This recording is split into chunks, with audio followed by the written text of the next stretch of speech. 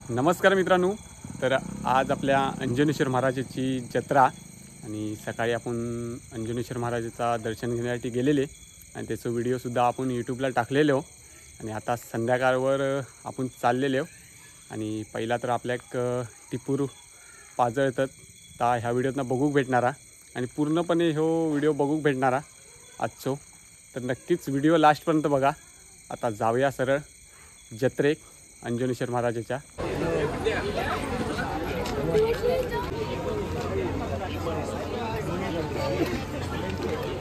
Assistant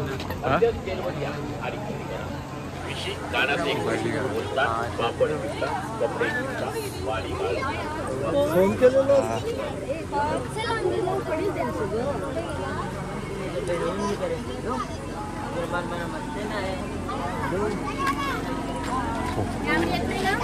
हाय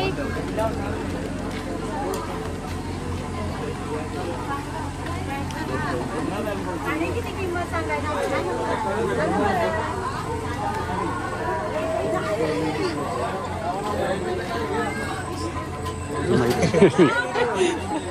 तुझी मैत्री गेली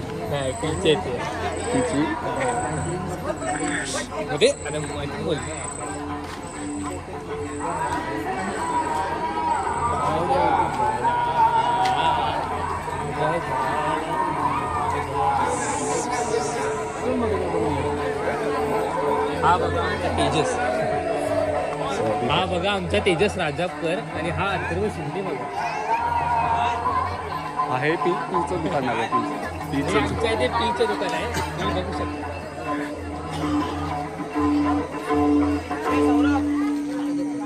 हॉटेल आहे.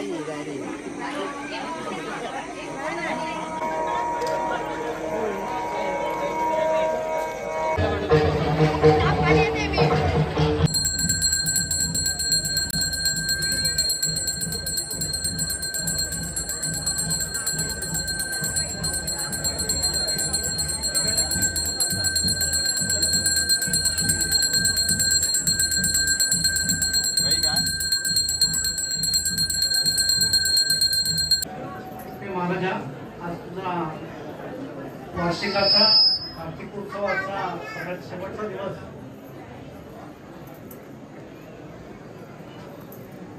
गेले 4 दिवस, आजचा 5वा दिवस. 4 दिवसामध्ये अत्यंत आनंदाने, उत्साहाने आणि सगळ्यांच्या हुरूपाने हा उत्सव संपन्न झाला.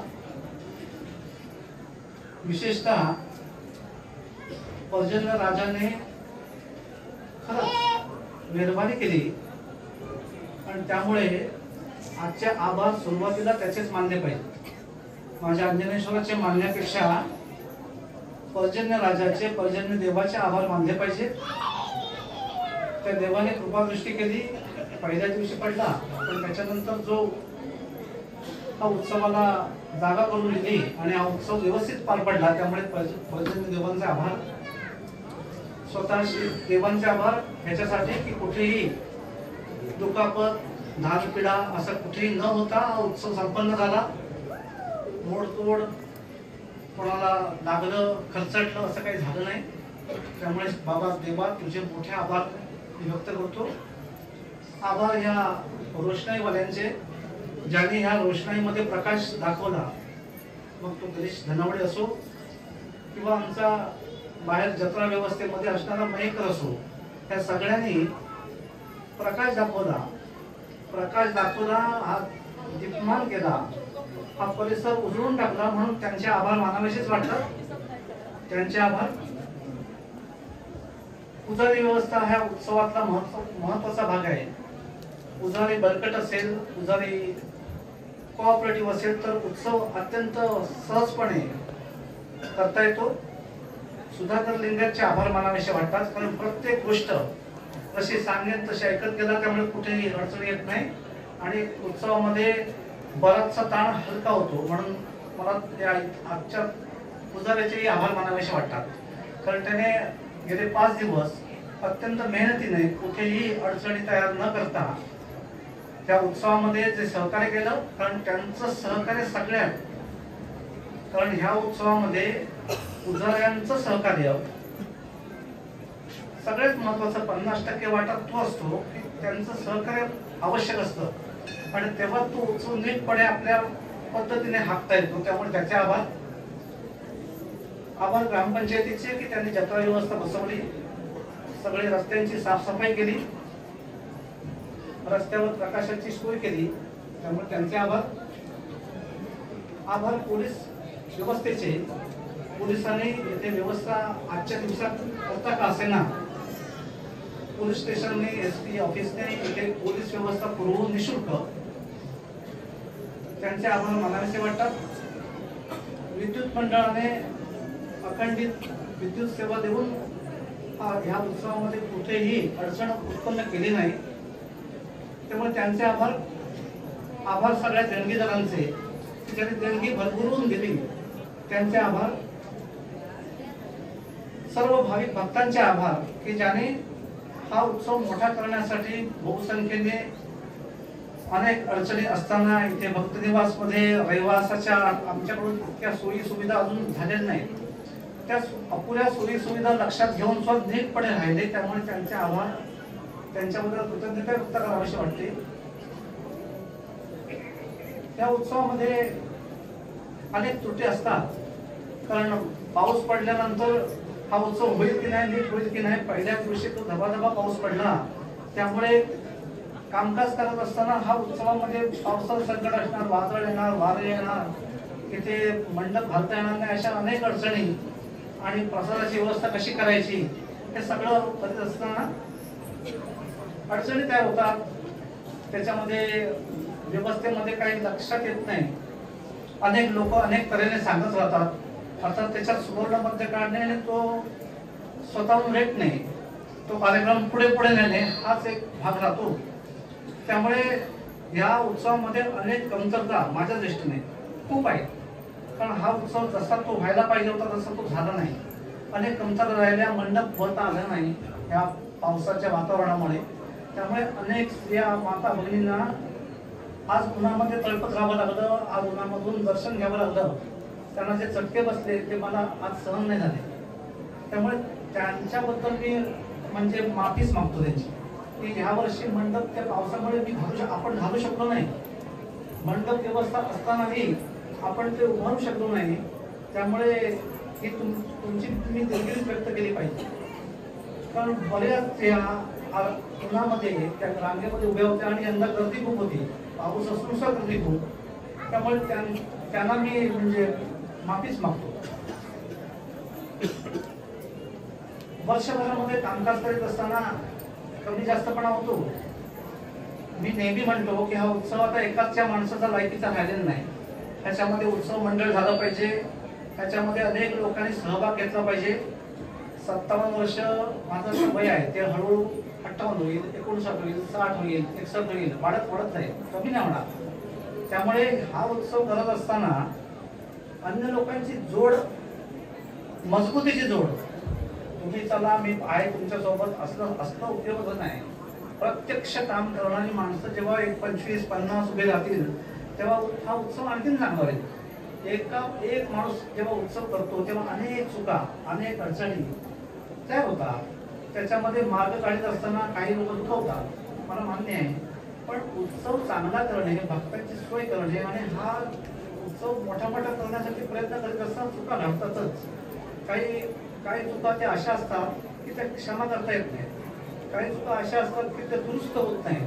पण त्या शेवटी अंजनेश्वरचा उत्सव झाला पाहिजे, भक्तांची सोय झाली पाहिजे, आलेल्या लोकांची सोय व्हायला पाहिजे, हा एकमेव उद्देश लक्षात घेऊन कामकाज होत असतं. त्यामुळे वा देव अंजनेश्वर अनेक जरी त्रुटी उणिवा चुका अशा असल्या तर त्या क्षमापित कर. कारण शेवटी घड्याळाचे काटे फिरत असताना तास काटे मिनिट काटे सगळे करतात, पण ते पाठी पुढे करत असणाऱ्या किल्ल्या नीट द्यायला लागतात, तेव्हा ते घड्याळ नीट चालतं. अन्यथा ते काटे पाठी पुढे, कधी तास काटा पुढे राहतो, कधी मिनिट काटा राहतो. रंग मारत असताना कधी एखादा रंग गडद होतो आणि एखादा रंग फिका पडतो. अर्थात ते पोचला घेणाऱ्या त्या रंगाचा तो दोष असतो असं मी म्हणतो. त्यामुळे हर एक जी काय कमतरता आहे ती माझी असेल, माझ्या व्यवस्थापनाची असेल किंवा माझी असेल स्वतःची. त्यामुळे तुम्ही सगळ्यांनी अंजनेश्वर तर माफ करायलाच बसलेला आहे, पण तुम्ही सगळ्यांनी ती माफ केली पाहिजे. मी नेहमी म्हणतो की मी काम करत असताना कारण परमेश्वर म्हणतो की तू पुढे हो, मी मागून काय ते बघतो, तू पुढे हो, मागून जे काय चुकीचं असेल, जे काय कोण म्हणत असेल ते मी निस्तरतो, तू पाठी बघू नको. तू पाठी बघितलास तर तुझ्या फटके बसतील. त्यामुळे तू पुढे बघत काम कर. आणि तसा मी खुळ्यासारखा पुढे बघून काम करत असतो. आता हे काम करत असताना माझ्या चुका होणार, पण तो अंजनेश्वर म्हणतो तुझ्या चुका जरी झाल्या, कितीही केवढ्या मोठ्या चुका केल्यास तरी ते निस्तरण्याची ताकद माझ्यामध्ये आहे. त्यामुळे तू चुका कर, तू पुढे पुढे बघत जा आणि तू काम करत जा. सगळं निस्तरत जातो. आणि हा विश्वास, हा एक विश्वास माझ्या मनामध्ये ठासून भरलेला असल्यामुळे मला इथे कामकाज करताना जरा सुद्धा भीती वाटत नाही. मला असं वाटत नाही की मी 85 वर्षाचा जरी झालो, 90 वर्षाचा जरी झालो तरी हा अंजनेश्वर असा वाटतो की बाबा रे तू करत जा, मी तुझं काम पाठोमागून जोरात करत आहे. हा विश्वास असल्यामुळे मी ते करतो. आणि त्यामुळे पुढच्या जरी चुका झाल्या तरी तो निस्तरतो असं माझ्या मनामध्ये पक्की भावना असल्यामुळे हे काम चालू आहे. मित्रांनो, आज शेवटचा दिवस आहे. हो, या वर्षी अनेक लोक आपल्यातून निघून गेले. त्याच्यात आपले गंगाराम गवणकर. एक लक्षात घ्या, हा उत्सवाचा वेळ आहे आणि इथे श्रद्धांजली अर्पण करण्याची जागा नाही, पण तरी सुद्धा इतकं उत्तुंग व्यक्तिमत्व, वयाची जरी होती मर्यादा त्यांना, तरी सुद्धा चुकचुक लागली की तो वस्त्रण काळ आमच्यातून निघून गेला, तो काळाच्या पडद्याआड गेला. पण लक्षात ठेवा, हा वस्त्रणकार गंगाराम गवणकर या नावाने कायम अजरामर आहे. हा आमच्यातून निघून गेला हे खरं आहे, पण त्यांची पुस्तकं, त्यांची नाटकं वर्षानुवर्ष आमच्या मन मंदिरामध्ये जागा करून राहतील. आमच्यातले गणपत कांबळे यावर्षी केले, सीमा अरुण गव्हाण आमच्या गुरुबाई केल्या, आमच्या इथली भारती लिंगायत केली, इथले रमेश कुपळकर गेले, तिचे दंडीदार होते. असे अनेक माणसं, आता इथे मी यादी करून आणली नाही, पण असे अनेक माणसं या वर्षी गेली. त्या सगळ्यांच्या मृत आत्म्यांना शांती सद्गती अंजनेश्वर देव, अंजनेश्वर चरणी प्रार्थना व्यक्त करतो. आजचा उत्सव लोटांगण, दरबार झाडणे, कीर्तन, महाप्रसादाचा कार्यक्रम त्याच्यानंतर तो समाप्त होईल. तो तिथपर्यंत व्यवस्थित निर्विघ्नपणे पार पडावा अशी अंजनेश्वर चरणी प्रार्थना व्यक्त करून आज मी बोलणारही नव्हतो 5 दिवस, पण असं वाटलं होतं की पावसाळी वातावरणामध्ये बोलू पण नाही, जे पाऊस करेल ते तो ठरवी आणि तसं लोक वागतील, आपण काही बोलायचं नाही. पण पाऊस गेला, 2-3 दिवस वाट पाहिली, काल बोललो. आज समारोप म्हटल्यावर अंजनेश्वर म्हणाला सगळ्यांचे आभार तर तू मानलेच पाहिजे. त्यामुळे हर एक माणसाचे ज्याने इथे हात बोट लावले त्या सगळ्यांचे आभार व्यक्त करून तुम्हा सगळ्या लोकांची पुढच्या वर्षापर्यंत रजा घेऊन माझे 2 शब्द जे लांबले की तुम्ही सगळे भुकेलेले आज उपासकरी लोक आहात, त्यांची क्षमा मागून मी आजचे 2 शब्द इथे संपवतो आणि माझ्या वाणीला विराम देतो. 2 मिनिटं जप सर्वांनी करायचं बरोबर.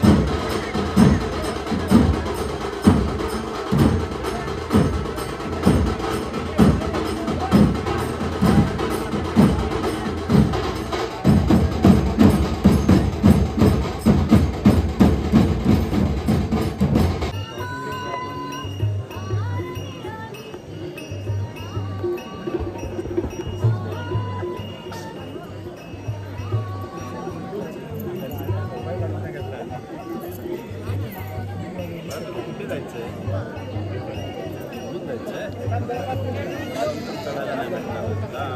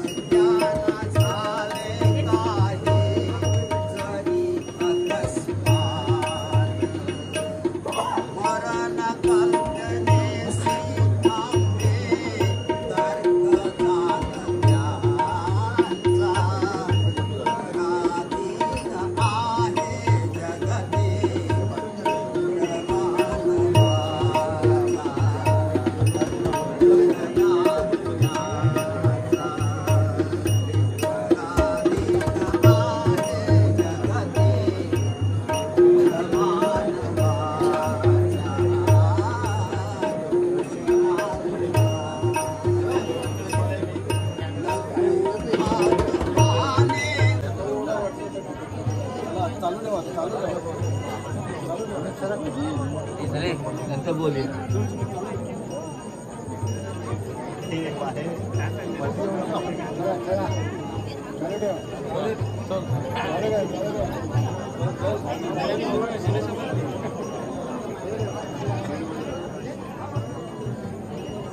खाली खाली घे जा खाली.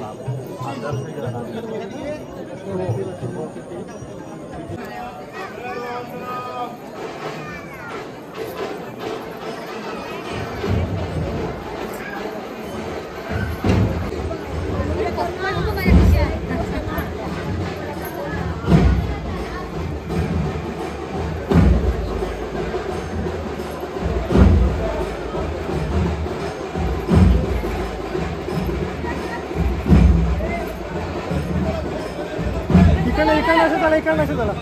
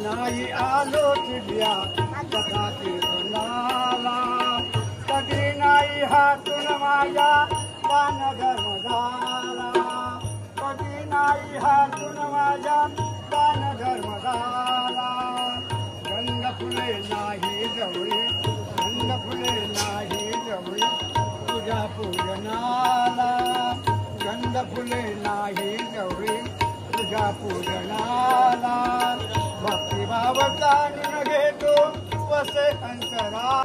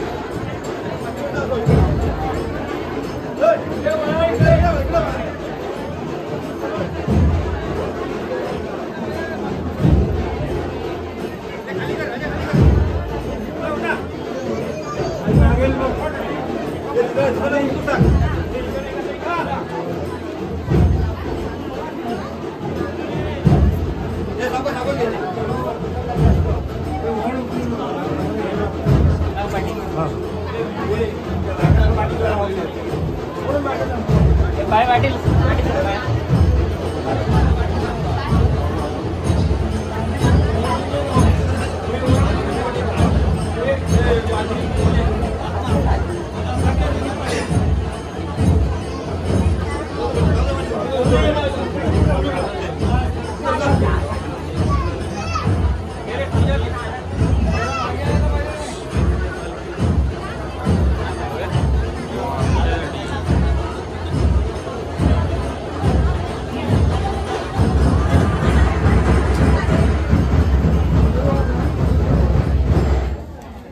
मगाच्या सांगण्यामध्ये राजापूर अर्बन बँकेचा उल्लेख राहिला आणि तो अनावधाने राहिला. ती बँक वर्षभर सेवा देते. गेल्या वर्षी कॅश काउंटर करून आपल्या अंजनेश्वरला बँकिंग सेवा देण्याचा त्यांनी चांगला प्रयत्न केला आहे. त्यांची सेवा इथे रुजू झाली. त्यामुळे त्यांचा उल्लेख मगाशी राहिला. आणि हा सभामंडप जे रंगवायचे ते रंगाने जे यावर्षी संतोष लिंगायत यावर्षी राहिले नाहीत आपल्यामध्ये की जे इथे रंगाच्या कुंच्या मारून सभामंडप रंगवायचे. आपल्या सगळ्यांचे गणपती रंगवायचे. भालचंद्र लिंगायत त्यांचे बंधूही त्याच्या पूर्वी 6 महिने गेले. त्या दोघांचा उल्लेख जर मी केला नाही तर परमेश्वर मला माफ नाही करणार. त्यामुळे त्यांच्या आत्म्याला शांती सद्गती मिळालं पाहिजे. परमेश्वर ते देवो अशी इथे प्रार्थना व्यक्त करून मी मगाशी जे 2 शब्द जे राहिले होते त्याच्यात ते आणखीन आता दुरुस्त केले. अशा चुका होतात. त्यामुळे पुन्हा तुमची सगळ्यांची पालखी खांद्यावर घेऊन तुम्हाला माझे शब्द पुन्हा ऐकायला लागले. त्यामुळे तुम्हा सगळ्यांची पुन्हा थोडी माफी मागून माझे आत्ताचे शब्द संपवतो.